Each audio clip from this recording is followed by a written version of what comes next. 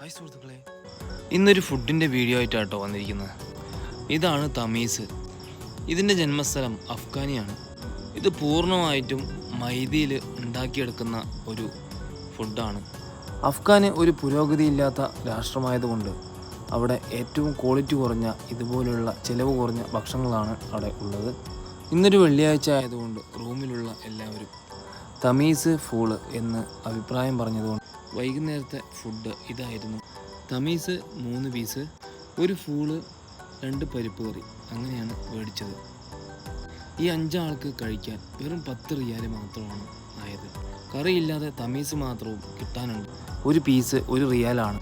ഇതുണ്ടാക്കുന്നത് വലിയൊരു കലം പോലെ ഒരു വാർത്ത് അതിനകത്ത് ഗ്യാസ് കത്തിച്ച് അതിനകത്ത് പതിച്ച് വെച്ചിട്ടാണ് ഇത് ഉണ്ടാക്കുന്നത്.